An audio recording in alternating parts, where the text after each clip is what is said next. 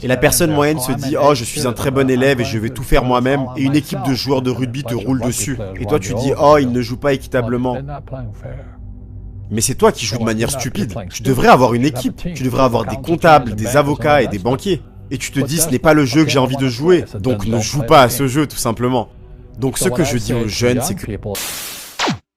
Salut la team Mindset et bienvenue pour cette nouvelle vidéo.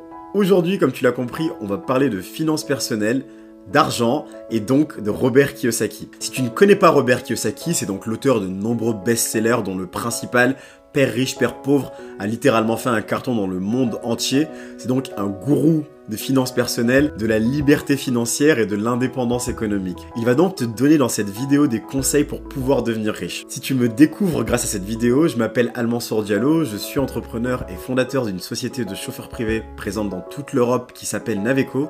Sur cette chaîne, tu retrouveras de la motivation, des interviews d'entrepreneurs inspirantes et tout ce qu'il te faut pour pouvoir passer ton business et ton mindset à un autre niveau. C'est parti pour les conseils de Robert Kiyosaki.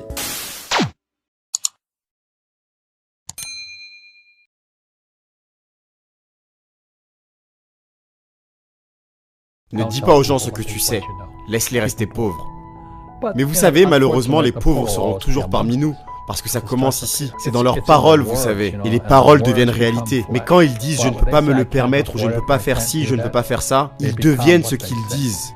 Et j'ai rencontré tellement de gens qui disent « je ne peux pas me le permettre ». Tu penses que je suis fait d'argent? Mon père qui avait un doctorat disait « qu'est-ce que tu penses mon cher? Je suis fait d'argent, je ne peux pas me permettre ça ». Et mon père riche disait « c'est pour cela qu'il est pauvre ». Les gens pauvres disent « je ne peux pas me le permettre, je n'ai pas le temps ». Parce que c'est un échappatoire. C'est un échappatoire, vous comprenez? C'est tellement facile de dire « je ne peux pas me le permettre » ou « je ne peux pas aller à la gym ». Bah en fait, si, tu pourrais aller à la gym. Mais non, je ne peux pas. La vérité, c'est juste que je suis trop paresseux pour aller à la gym. Une question ouvre l'esprit et une affirmation ferme l'esprit. Donc quand tu dis que tu ne peux pas te le permettre, ton esprit se ferme et il devient ce que tu dis. Mais le fait est que nous devenons des créatures de nos propres habitudes. Et jusqu'à ce que nous rompions cette habitude, nous ne changeons pas. La pauvreté se transmet. Elle est enseignée dans vos familles. La classe moyenne est enseignée dans les familles. Et donc les gens qui sont actuellement assis à la maison et qui ont des difficultés financières, inquiets pour l'argent ou ne sont pas heureux, peut-être qu'ils gagnent beaucoup d'argent, mais ils ne sont pas contents de ce qu'ils font.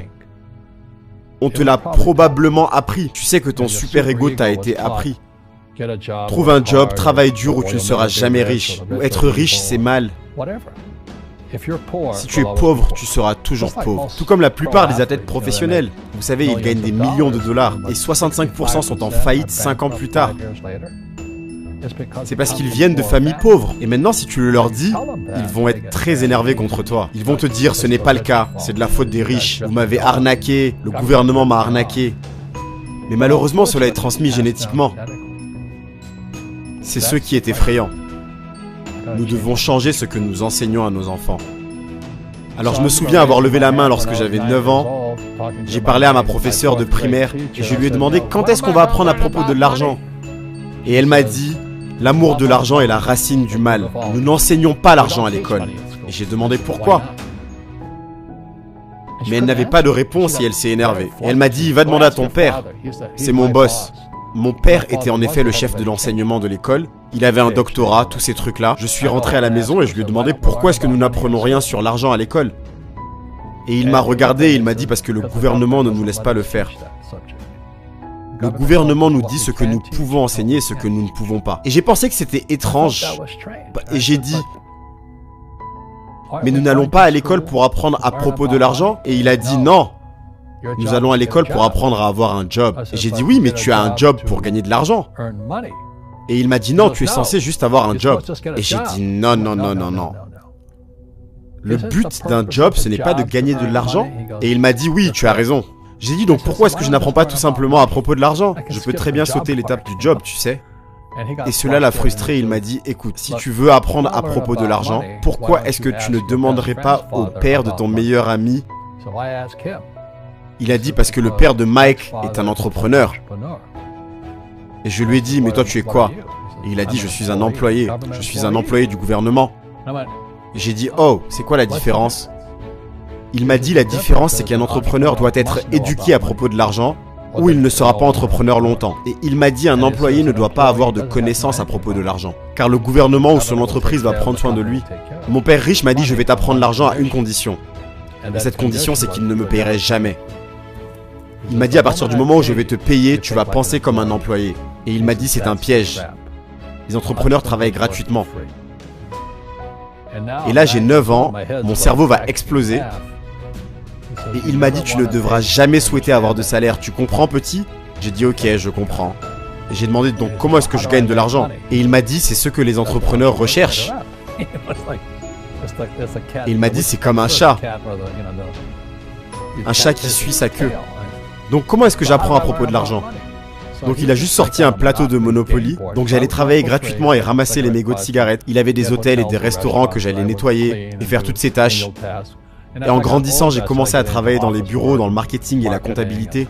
En gros, j'étais un apprenti, mais je travaillais gratuitement. Il a dit à partir du moment où tu acceptes le salaire, ton cerveau meurt. Tant que tu seras affamé, tu vas réfléchir. C'était un très grand professeur. Vous voyez, plusieurs professeurs à l'école n'ont pas d'éthique. Ils enseignent des sujets que eux-mêmes ne pratiquent pas. Un faux professeur est quelqu'un qui veut juste un boulot, et ils sont prêts à enseigner n'importe quoi. Ils vont t'apprendre à nettoyer des chaussures si tu les payes plus. Mais ils ne savent pas réellement ce qu'ils enseignent. Par exemple, mon prof de calcul, j'étais à l'école militaire à New York, et j'ai demandé au professeur, j'ai dit, vous savez, c'est ma 3e année de calcul maintenant. Et j'ai demandé, est-ce que je vais utiliser ce truc un jour? Et il m'a dit non. Et je lui ai dit, mais pourquoi est-ce que vous l'enseignez alors? Parce que je suis payé. Vous avez déjà utilisé ce que vous enseignez? Il a dit non. Et c'est pour cela que tu dois, tu sais, dans la vie, l'une des choses que je suggère aux gens, tu dois trouver un vrai professeur et non un faux professeur. Et un faux professeur est une personne qui ne fait pas ce qu'elle enseigne. Et un vrai professeur fait exactement ce qu'il dit tous les jours. Le système scolaire rend nos élèves plus faibles. Donc à l'école, ils ont ce truc qu'ils appellent réaction en chaîne. Tu ne peux pas dire en tant que professeur quoi que ce soit qui va énerver l'élève. Ils ne veulent rien qui va perturber leur point de vue. Donc si j'allais à l'école, je serais éjecté. Parce que je les menace. Et pour moi, l'école ne sert pas normalement à ouvrir les yeux et notre esprit à de nouvelles idées. Mais c'est maintenant en dehors du système que tu fais cela. Donc tout le monde va être politiquement correct maintenant. Et cela nous tue. Cela tue le cerveau de nos enfants. Ils vont à contresens. Mais dans leur esprit, ils sont plus éclairés. Si je n'avais pas eu d'idée qui m'avait choqué, je n'aurais rien appris de nouveau. Mais maintenant, il y a ces mécanismes de réaction en chaîne. Nous rendons au final nos élèves plus faibles à l'école. Mon succès vient de la spiritualité, pas la finance. Les gens me disent pourquoi est-ce que je ne donne pas mon argent aux pauvres. Le seul problème avec ça, c'est que cela va juste créer plus de pauvres. Vous donnez à un homme un poisson, vous allez avoir beaucoup de personnes qui veulent plus de poissons. Mais vous lui apprenez à pêcher, nous sommes plus antagonistes, plus antisocial. Tu sais, les réseaux sociaux sont antisociaux. Et c'est la partie dangereuse. Donc la raison pour laquelle je parle de spiritualité, c'est que nous devons évoluer. Cela veut dire de la méditation, du yoga, de la prière. Cela veut dire aller dans les lieux spirituels, qu'importe le prix. Mais tu dois réussir à retrouver ce calme, cette paix et cette méditation.